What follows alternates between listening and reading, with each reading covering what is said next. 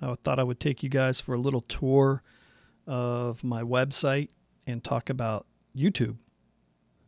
So yeah, let's take a tour and give you the bird's eye view of what it takes to have a YouTube channel and how little money you can really make. So if you come to my page, I'm just expanding this to full screen so you can see it. I have a little teaser trailer video that comes on. It's actually just my Georgia fishing video. Some people put like a little infomercial here. Some people put nothing there. You can customize this page to be any way that you want it. And a couple of things that you have to think about when people first come to your page, you want to definitely give them some type of visual recognition of what you're about. You can pretty much see by my top banner up here that I'm about fishing. It's not the greatest banner, kind of gives you the idea, kind of has the backdrop and settings of the places that I fish. So I'm trying to just give the impression here at this point. As you go down, you want to have some type of intro video saying, hey, this is Joe, I do fishing. Please come along and enjoy all my fishing videos. Or you might just want to show them something that like would tease them to say, hey, this guy looks like he does some pretty cool stuff. So I put my Georgia bass video. I really love the intro on this one because it's one of my favorite catches. And then the next thing I do is I just do my uploads. You can align, see all these little sections? It says product review, cooking, popular uploads, that type of thing. I used to do different sections like fishing videos, product reviews, you know, that type of thing. I got to the point where I just said, you know, I'm just going to let my latest uploads be what people see as suggested videos and things like that, my newer stuff. Now down below though, I thought, hey, why not take some of my already popular videos and put them on the forefront of my website? Because if they're already popular, then that means they're well received. Maybe more people, new people would receive them the same way. So I've got like my Chinese Whopper Plopper. I don't know why this one got so many views. Has like almost 100,000 views, which isn't a lot. I mean, I'm not a big time guy. You can see up here, I'm 2.55K subscribers. So I've got 2,550 subscribers. So, and we'll get into the money and all that stuff here in just a second. Don't hold your breath. It's not great. You see my kayak seat modification. You see the swim baits. You see the rod and reel. But you'll notice something similar and common to all of these things. None of these are, I caught my biggest fish ever, check it out. You know what I mean? People come to most of my videos, and the people that watch the videos that get the most views are usually the videos that show you a product, explain how to do something, or give you some tip or trick that you wouldn't have otherwise known. So it's got to be some kind of unique, call it the USP, right? The unique selling proposition. So you'll notice that there's a path here that leads you to more views. And that's something where if you can focus on showing people things, that's a lot of times what people are out there trying to find. Like, how do you rig a swim bait? What hook size do I put in that swim bait? Do I use weighted or not weighted? You know, that type of thing. They'll go to a video like that and say, hey, check it out. Here's a weedless hooks for swim baits. Let's see what he says about this. And they'll watch it. And you'll see the same trend here. Like this one is generic, early spring baits. I tried everything, blah, blah, blah. A few views, not many. A tour of my video editing studio. Well, surprise, surprise, not many people give a crap. But it's just something that I shared with you guys. Some people wanted it, some people didn't. But if you go to this next one, Chatterbait Trailers, I'm showing you something. I'm demonstrating a product. I'm showing you where to buy some of these things or whatever it is. All of a sudden, my views are a little better. Same thing with the Z-Man Jackhammer. It's a little better. So you'll see the more often that you do product reviews or a tip or a trick or show people how to mount a seat to a kayak or, hey, these cool little bags for whatever, you'll kind of start to get the feel and flow. And you can look at your analytics on your webpage, which is where we're going to go next, to tell you that information. So let's go over here. And this is where you're going to get to the kind of back end guts of my channel. So if you go to YouTube Studio is where you would go. I wanted to just come back and get back to this page. So again, a lot of good information on this page. You can see this video here is the last video that I've uploaded, and it gives you a snapshot of your performance. Now, early on, only 18 hours and 59 minutes into the process of this thing being viewed, it's not going to give you a lot of good usable data right away. But over the next 3 or 4 or 5 days, it's going to give you a metric to see, hey, how good is that video doing on average compared to the other videos that I've done. So my average view duration is showing that it's down. And I know exactly why that is, because probably the best part of this video happened in the first 3 minutes. The rest is just a bunch of videos of catching small to medium small fish. So a lot of people burn out on that. And like I say before, people often come to videos to learn something, to see something, to get a tip, you know, that type of thing. A lot of times just seeing people catch fish over and over and over is good, but everybody does that. And if the fish aren't spectacular in some way, shape, or form, it can get pretty boring pretty fast.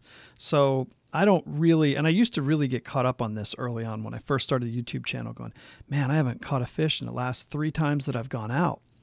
But yet I would go out and put a kayak seat on my kayak and get like 100,000 views. And I'd be like, why are people so amped on this? Because my video channel sucks. And it would be just mainly because they're thinking of the same thing. Like, how do I get a seat on this? Because the seat on my kayak is uncomfortable. So they go out and they do a search. They find your thing. They watch it. They like it. They share it. You know, it just propagates and breeds. So if you want to check out a visual, go to this video analytics page. This is kind of cool. This shows you, this SWAFT shows you the average of all my videos. And this one shows you how the video that I have currently is doing through to about 19 hours and 3 minutes, which is correct. So you can see the amount of views it gets early is kind of spiked and fast because my mainstay subscribers get notifications and they all watch the video. So I'd say within the first, 6 hours of the video being out, I usually get 120 to 130 views. And then as time goes on, it kind of flattens out.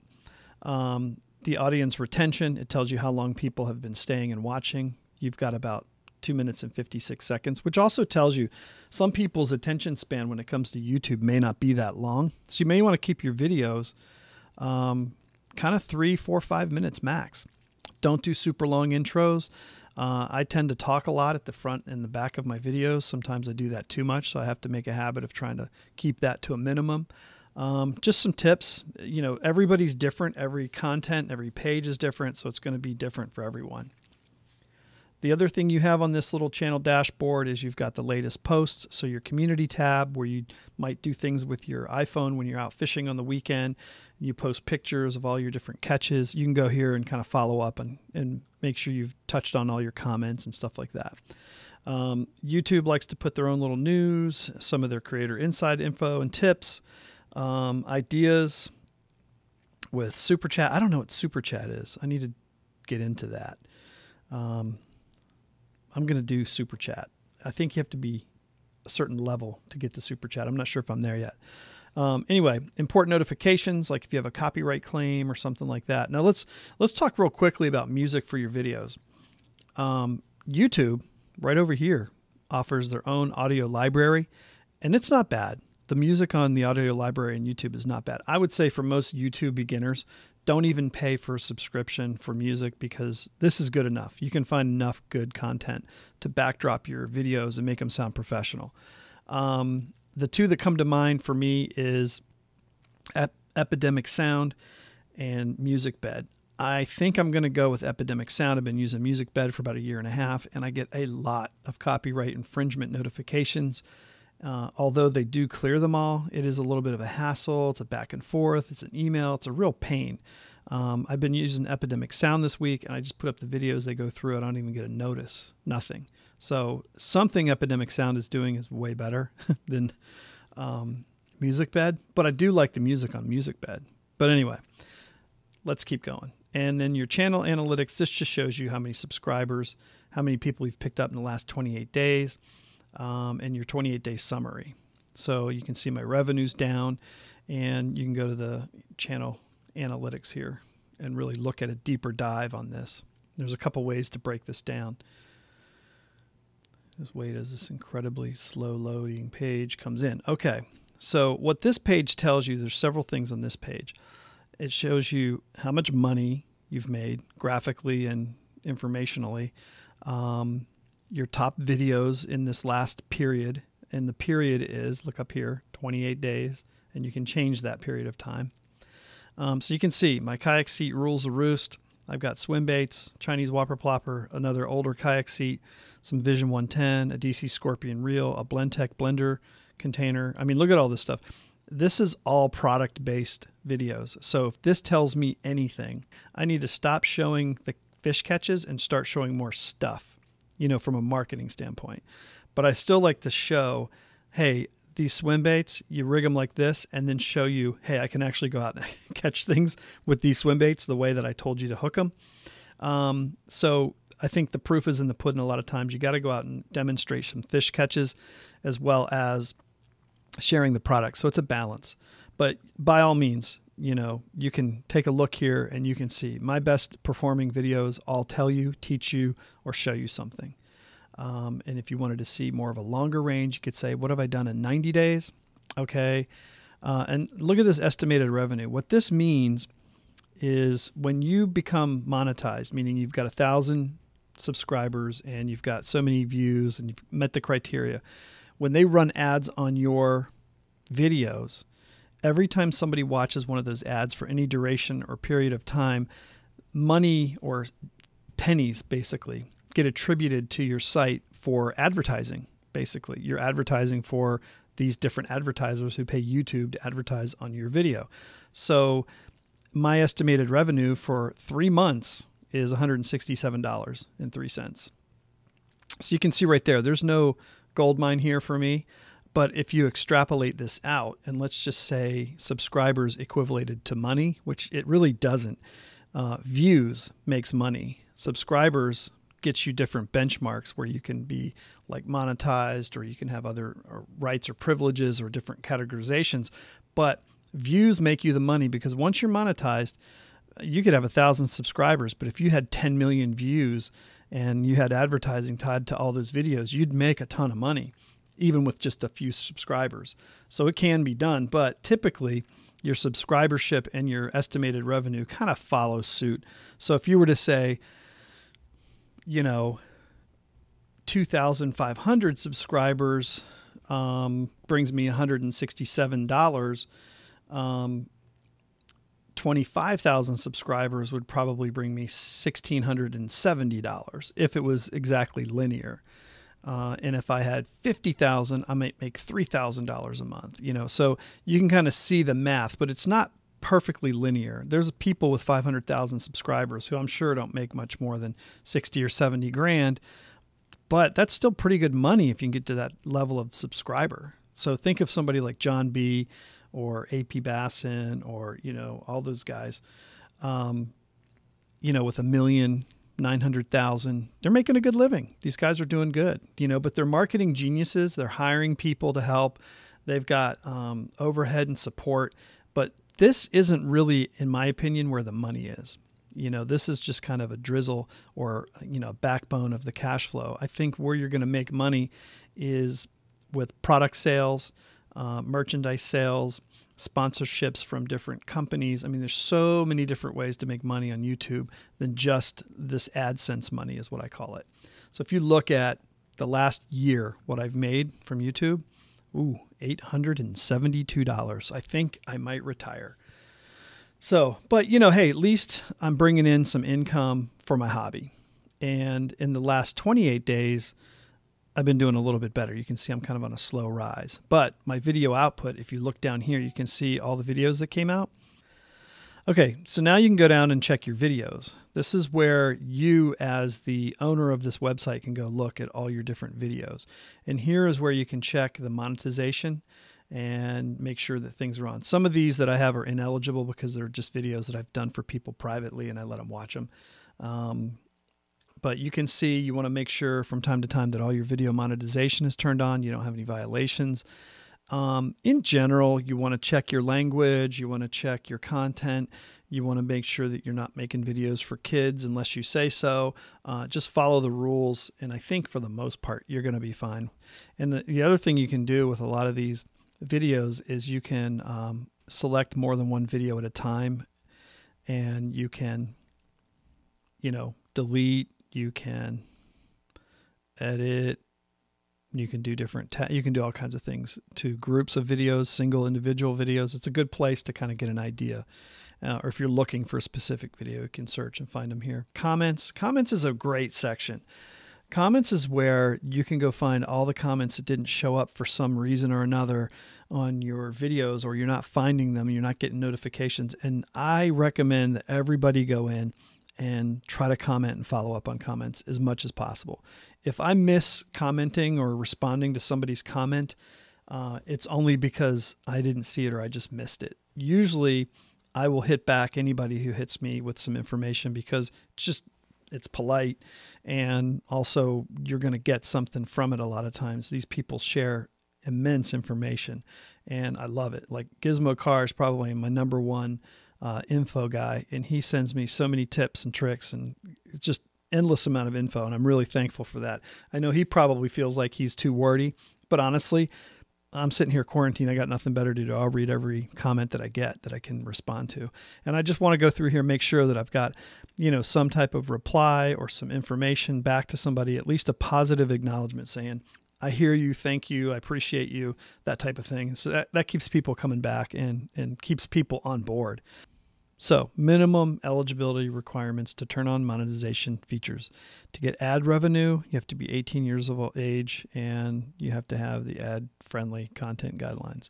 Channel memberships, be at least 18 and have more than 30,000 subscribers. That is not me. Merchandise, can't do it yet. I have to be 18 years or older and have more than 10,000 subscribers. But that'd be a good goal, be able to get merch.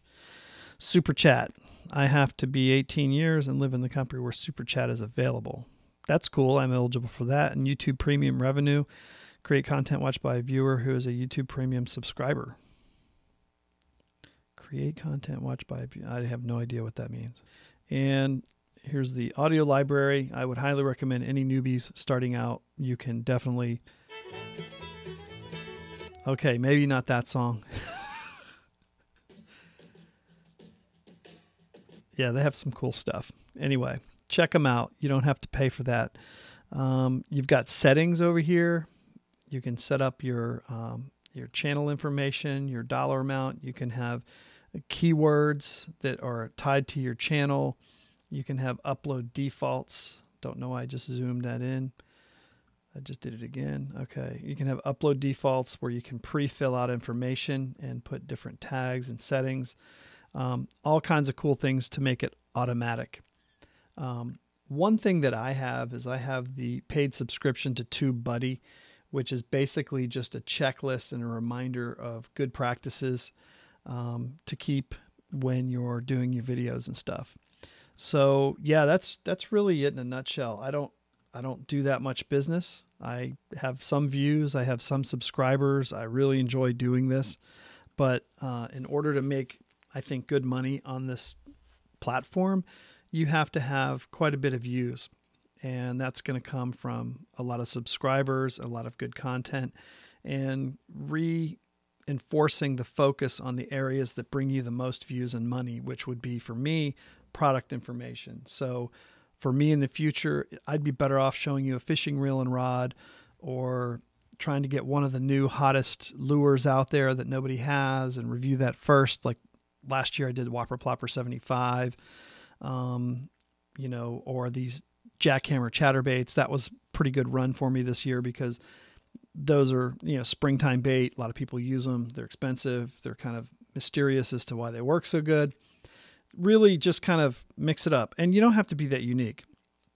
When you're first starting out, just get in front of the camera, get a channel going, get some content going, and let your natural self come through, because a lot of times you're funnier than you think you are.